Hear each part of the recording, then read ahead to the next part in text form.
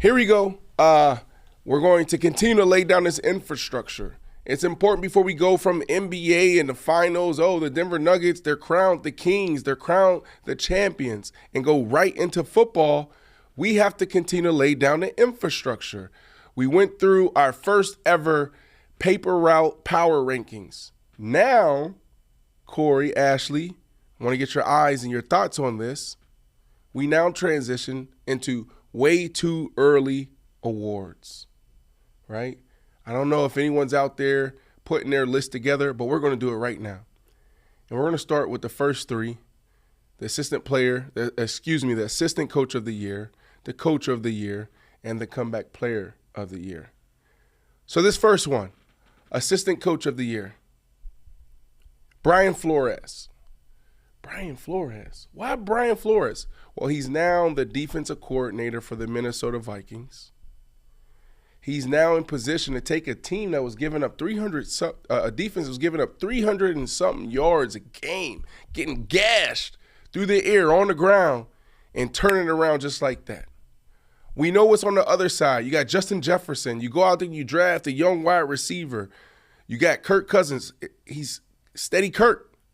Some people say he doesn't rise to the occasion in the biggest moments, but when you go 13-3, whatever they went, was it 13-3 last year?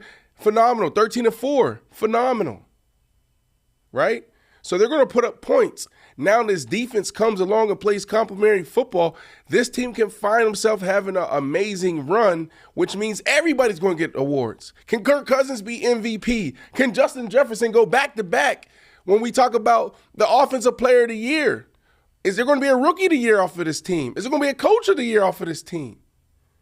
But one thing I do know is Brian Flores has himself in a really cool position. He was the first coach in years to take the Miami Dolphins to back-to-back winning seasons, have back-to-back winning seasons. Then he's fired after winning 9-10 games.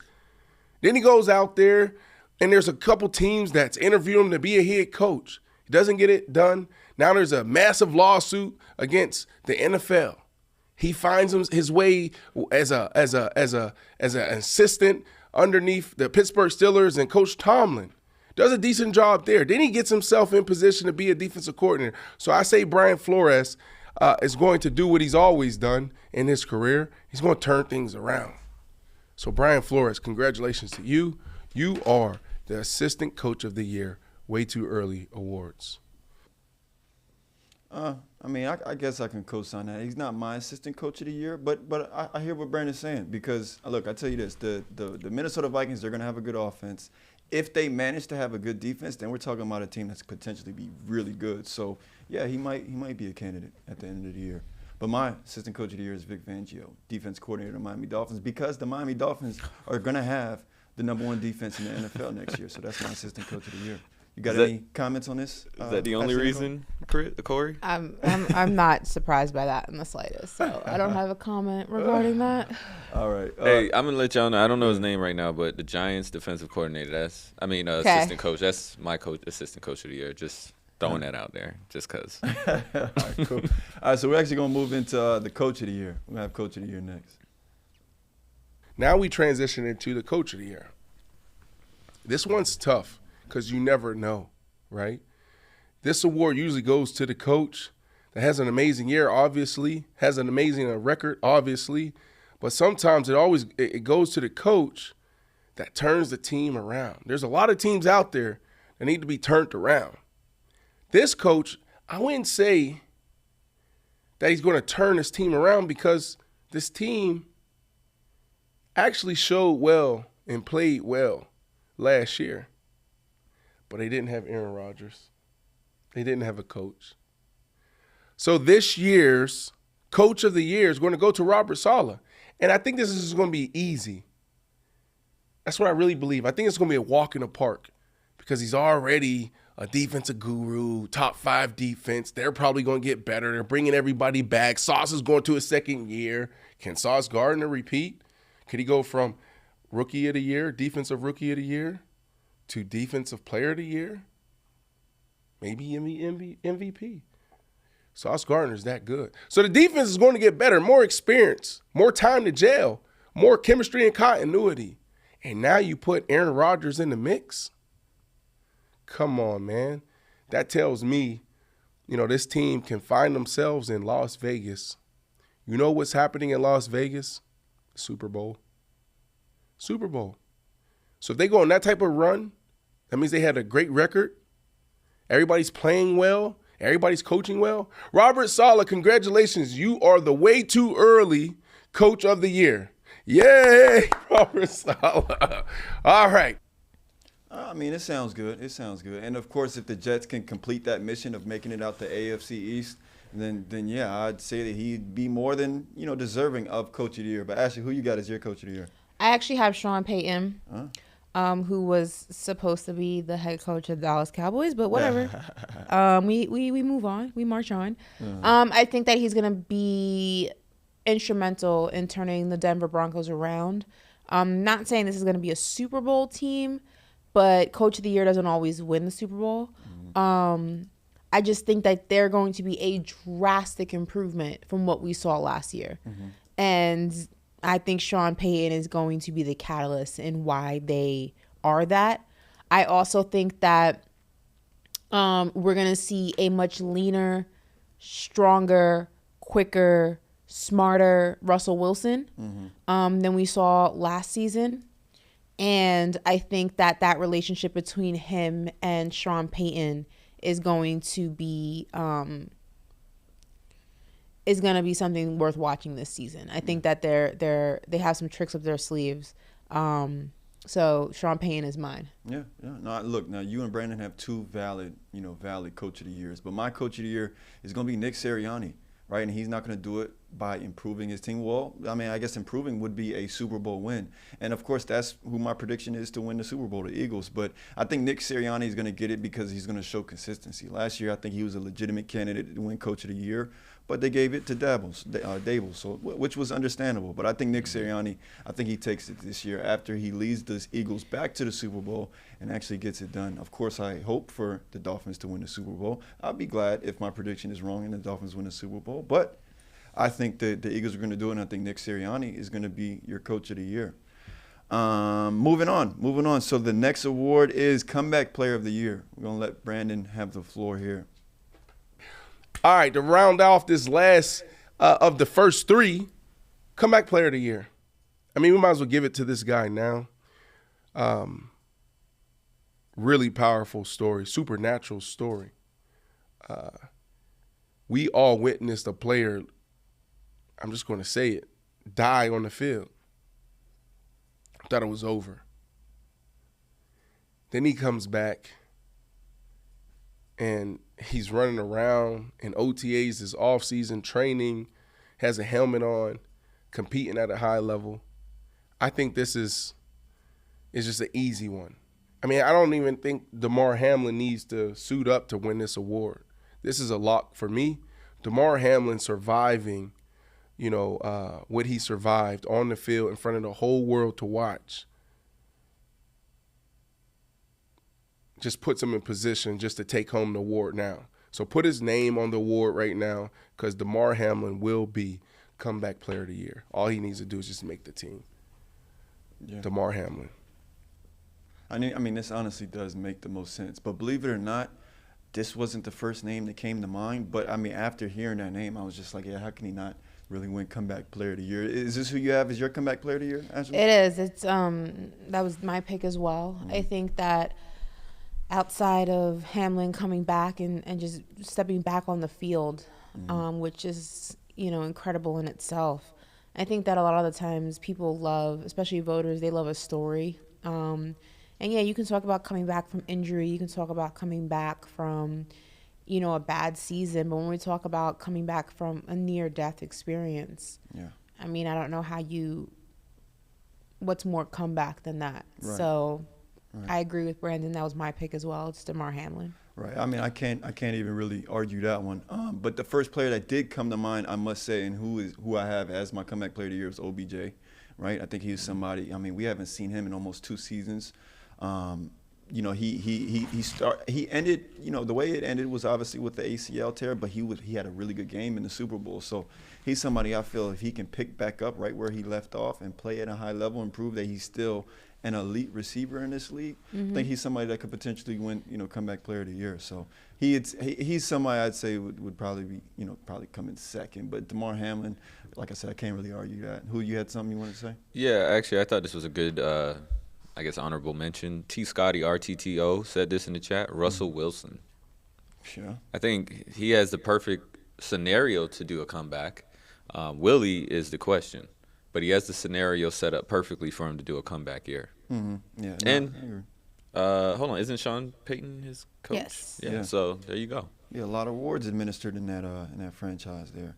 All right, moving on. So we got defensive player of the year. This should be good. We got defensive player of the year and I believe offensive player of the year. So let's hit those real quick. The next three are the big three that everybody want to talk about. Defensive player of the year, offensive player of the year, and the MVP. Corey, let's spend some time on this MVP. Stay right here, though. Spend some time on MVP. I think it's time for us to rename this award. Rename it. Name Yeah. it like just like a new name. Just New completely name. Like take away MVP. If you had to rename it, what would you name it to? What would you name it? The superstar award. Like who's the lone superstar in the NFL? It should be the quarterback award. The quarterback award. I'm so tired of the I MVP. overthought it. The only people to win it is quarterbacks. Yeah, you make a good point. It's quarterbacks. A freaking running back goes and have 2,000 yards. Then he goes for 2,000 yards and they give it to Aaron Rodgers. Aaron Rodgers had a phenomenal year, but we've seen that how many times a quarterback pass for almost 5,000 yards and throw for 40 touchdowns. We've seen that. You know the hardest feat in sports to me is a running back eclipsing 2,000 yards on the ground. That all purpose on the ground. Yeah. So I'm not excited about the MVP award because it always goes to a quarterback, Yeah, we know what to expect. you know, but it is what it is. So let's start with the defensive player of the year. Now this is interesting. Wu, maybe you can fact check this, but I don't know if a player has ever gone from defensive rookie of the year, DROY, to defensive player of the year. I don't know if this will be the first time, but I'm putting my money on Sauce Gardner. I'm putting my money on Sauce Gardner having a year that is one of the best years that we've ever seen at the cornerback position. When we had an opportunity last year in camp to bounce around, we stopped in New York, Florham Park, One Jet Drive, and there was Sauce Gardner, big old beautiful diamond teeth. I don't think he had a sauce chain on, and he was there after practice, getting extra reps in. Myself, Pac-Man, Shady McCoy, walk up to him, start a conversation, introduce ourselves. What happened after that? We're talking about the next 30, 45 minutes. General manager sitting over here. You have Sexy Rexy sitting over here. Sexy Rexy is a legendary, I would call him an executive. And he does so much in the scouting department and how he looks at players and how he helps organizations put teams together. But we're all sitting here, and we're just talking to him about like what he sees and what he's thinking and trying to give him tips. And when I tell you, he felt like the smartest person. He really did. It felt like he's been here before. It felt like he was already a 4, 5, 6 time All-Pro. Like it's hard for me to say this, but I think he needs to be looking at Darrelle Revis, his legendary run in his career, the Deion Sanders of the world. He can find himself in that category really quickly. I think this year we'll see more picks from him. He already got the sauce. He already got the swagger. I think teams are going to be scared to throw his way. And here's what we got to look out for, because it's going to be interesting. They have more film they can watch and they can study him. Aaron Rodgers is going to put up more points, which means teams are probably going to be trailing, which means teams are going to have to throw more against the Jets. Yeah. which means he's going to be in position to make more plays, so it can go left or right. This type of guy, I'm telling you right now, Corey, this type of guy is going to go the right way, right? So he's going to be tried more. That's why I have his picks going up, you know. I have this guy making, bigger plays. But with that being said, don't be surprised if he gives up a little bit more because he's going to be attacked more because teams are going to have to because Aaron Rodgers is on the other side. Yeah. Are you following what I'm saying here? because teams are going to be playing catch-up essentially. Right. Yeah, they're going to have to throw the ball. I don't know if we've ever seen a guy go from Defensive Player of the Year to Defensive Rookie of the Year to Defensive Player of the Year. But I think that's what we're going to see. And I don't know if we've ever seen a cornerback go back-to-back with Defensive Player of the Year. That hasn't happened before, right, Boo? We've never seen it, but there's talks that Micah Parsons might be the closest. Yep. Ooh. Interesting you said that. And I'm going to hold who maybe that I might have given it away. But I won't reveal who my defensive player is. Well, you already kind of did, but you're going to have to peel back the layers and tell us why. But when it's your turn. But no, all that you said, the case that you made for Sauce Gardner to repeat, I think all of that is accurate. Like he is going to be forced to make more plays. Yep. Yeah. I like it. It might turn out good. I mean, so yeah, like Brandon said, he's going to be forced to make more plays. Last year he's coming off of a Defensive Rookie Player of the Year. That'd be crazy to see a DB do that, though, right? To go from Rookie Defensive Player of the Year to Defensive Player of the Year. I mean, absolutely. He's going to have to ball out. He's really going to have to ball out. What are your thoughts on that? And Ashley, who do you have as your Defensive Player of the Year? He's going to have to take the award for Micah Parsons' cold, dead hands. It's his. There she goes. I think it's Micah's award. I just think that he's one of the best defensive players in the league that we have right now, especially one of the youngest. I mean, when I say more on the younger side, I'm not talking about – how old is Aaron Donald? Aaron Donald, Isn't he close to 30? 32. Okay, so we were talking about the young boys. I feel like Micah is the best defensive player. Yeah. You know what I love about Micah? In that young wave right now. I don't feel like there's anyone better than him currently. Nobody. Yeah. He could play almost any position down there. He can. That's what's He's a insane. beast. Like he'll go on the line. He'll play linebacker. He's an absolute beast. He's animal. a dog. Yeah. I'm glad he's on my team, and I'm not. I don't have my offense going against him. I just think that he's that dude. I think that there are going to be some other names in the mix that people may say, oh, he could take, but no, it's Micah's award. I honestly think it was like, and my pick is also Micah Parsons, just so y'all know. It is Micah Parsons. I think it worked out that Nicky Bosa won last year because I thought Micah Parsons was going to win last year, but now that I think Nicky Bosa won, got his Defensive Player of the Year out of the way, now, I mean, all of the attention is going to be on Micah Parsons. And I think the reason why he lost it to Nicky is because Nicky had more sacks than him. Right. And I think this year he wants to occupy. He's gaining weight, right? Isn't that the? He's put on some weight, nice lean muscle. There's photos of him running in the sand. I mean, videos of him running in the sand and things like that. I think he's really focused on his pass rushing ability. Super focused on the pass rush, and that's also going to be something the defense is heavily focused on. That's something that the Cowboys have actively been trying to get better at each and every season. Yeah. It's an area that they haven't always been the best at. That's why they've invested so much into defense and changing that.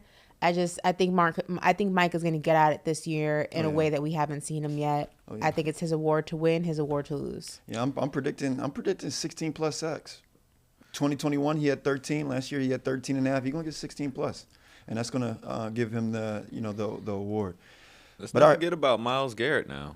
Yeah. Just saying, I definitely agree with Ashley and yourself, Corey. I think it's Micah's year, but let's not forget about Myles Garrett. He's in that same conversation, so to say. Yeah. No, and he also got 16 sacks last year. Right, I'm going to say he's more than capable too. So, yeah, no, we'll see. So we got Offensive Player of the Year. Let's hit that next. Listen, the next one is the Offensive Player of the Year. This usually goes to the non-quarterback MVP, the one that should have won MVP. We're going to see Tyreek Hill potentially do something that we've never seen at the receiver position before. The reason why I'm high on Tyreek Hill taking home the Offensive Player of the Year because he said he wants to break the 2,000-yard mark at the wide receiver position. It's never happened before. Now, he'll do that, and they'll probably still give it to a quarterback, as far as the MVP. But I have this guy having a huge year. Tua stays healthy. Coach McDaniels does his thing. He even gets better. Second year as a head coach. You got Waddle, Jalen Waddle, right? Jalen Waddle on one side and Robbie Anderson on the same side or the other side, or hell, maybe all three be on the same position. But who are you going to pick? What are you going to do? They had a tough time stopping the two of them. Now you got Robbie Anderson or the Chosen Anderson, the Jet. That's a problem. This is a dude that can take a smoke route, literally stand on the line of scrimmage, quarterback throws it out there, and he can take it 90 yards. A slant, take it 60, 70. We've seen it year after year after year. He's in his prime. He's locked in. He works his tail off. He got the weapons around him. He's going to be in position. They're going to be in some shootouts, some battles. It's not going to be easy for them, so they're going to have to throw it around the yard. Yeah. Tyreek Hill, give it up. For Tyreek Hill, your offensive player of the year. Yeah, I can't argue this one. Yes. Now, I got to co-sign this one. I mean, I truly do believe, though, this is Tyreek's year to get Offensive Player of the Year. He told, reporters during minicamp, last year he kind of felt like he was just running around and just trying to make plays. But this year, he really feels he's gotten the offense down. Second year, he's going to be with Tua, with all of the other receivers in the, in the wide receiving core. I think he's going to blow it out of the water. I mean, last year he had 1,700 yards, and he says he was just out there running around. So imagine what he'll do in the second year of an offense, in the second year with a quarterback that he's now developing some chemistry with. Man, I mean, I think this conversation is just going to always come down to Tua's health, though. Yeah, that's the thing, because you can't catch a ball if it's not thrown. But I must say, shout out to my guy Mike White. I love our backup quarterback. Yeah, he was on the Jets, right? Yeah, he's with the Jets. And he played good on the Jets. He had a really good stint on the Jets too. So that's our backup. I mean, if you ask me, there's not much drop off. I think Mike White could potentially be somewhere down the line that'd be a starting quarterback for a franchise. So we'll see. We'll see. But of course, we hope that Tua's health remains in a good place. Absolutely. But Ashley, who you got? Who you got as your offensive player of the year? I got Jamar Chase.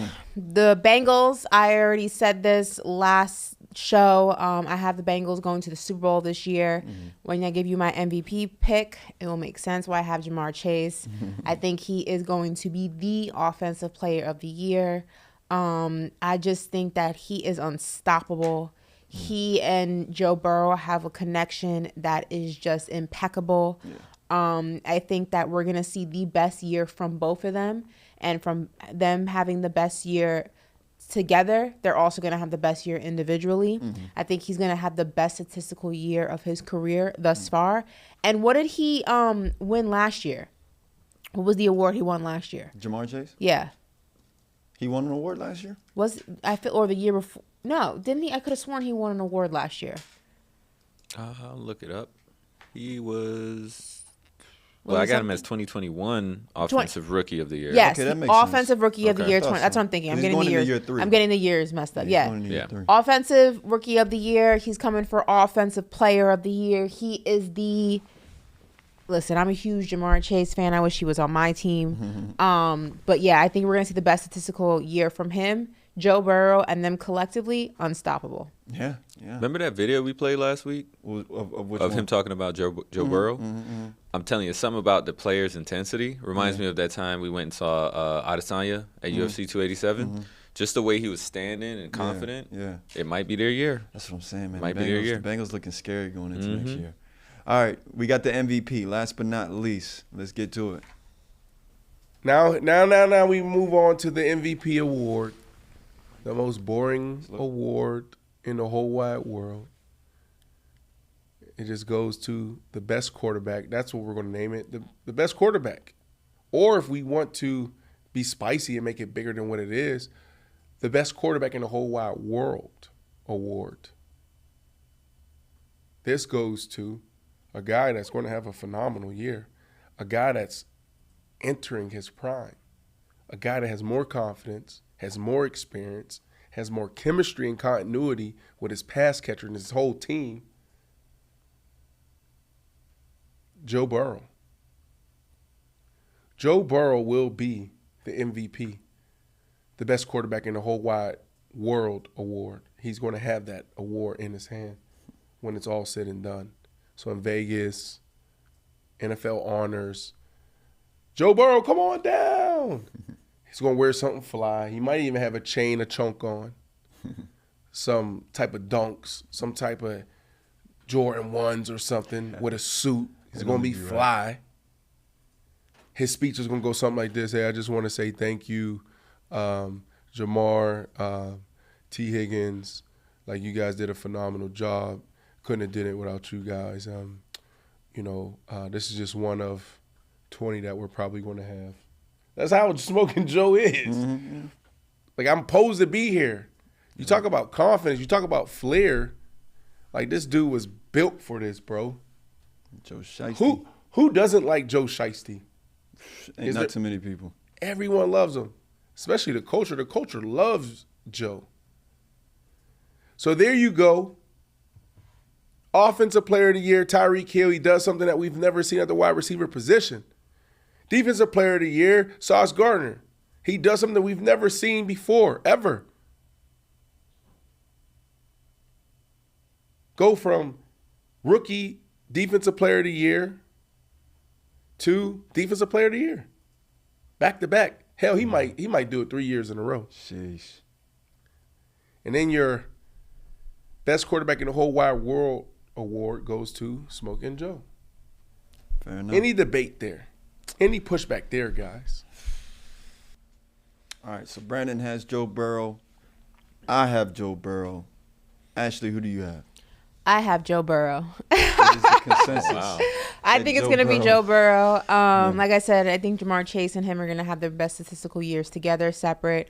I think the Bengals are going to the Super Bowl this season. I just think it's Joey B's time. I think it's his moment in the sun. And I think that he's gonna surprise a lot of his doubters. And the people who've always seen the greatness in him aren't going to be surprised. But I think this is the year he gets it done. It is. It got to be. I just feel it. I feel it. I feel it in my gut. This is the year he gets it done. I actually think Cincinnati going to be in the AFC Championship. Yeah. If I'm being honest. I mean, yeah, we hit them yesterday. Like I said, I think it's going to be. I personally think it's going to be the Dolphins and the Bengals. And I think, like we've been saying, I think it's going to be the Bengals' year. I think they're going to make it out of the AFC. And I think, I picked the Eagles to win, but I wouldn't be surprised, of course, if the Bengals win. Because, I mean, like, they're a team that's hungry. Like I said, the continuity on that team, it's been, for the most part, the same roster for, like, the last 3 years, I'd say. Joe Burrow, he's only gotten better each year. No, I think they're in a good position. I think the Bengals are in a good position. And, of course, I think Joe Burrow, I mean, to the point that you made, with Jamar Chase potentially having his best statistical year, I think Joe Burrow's going to have his best statistical year. I know. In the comments there were, names like who Hurts. was it? We had Lamar. Lamar. Of course, we had Patrick Mahomes, but the one I saw the most was Jalen Hurts. Jalen Hurts. So, and I'm not surprised by that. Like with everything that happened last year, I think that he could run that same chance, but you can't have 6 Super Bowl teams. Yeah, that's the thing. I mean, I tell you what, like, if the Eagles mess around and go like undefeated throughout the regular season or something like that, something crazy, or they only manage to have like 1 or 2 wins going into, 1 or 2 losses going into the postseason. I mean, yeah, and it had to be the same case with Lamar. But I think right now, going into the year, I think a lot of people will be following Joe Burrow probably closely. Yeah. With what chance we giving Danny Dimes? Oh man, come on. on. All right, next subject. Sorry about that, guys. Man. I'm a Giants fan. Forgive me. Come on, man. What was that? Hey, Ashley, what you looking at? She trying to find the reasoning. She's trying to find the I'm trying to see where you pulled that from.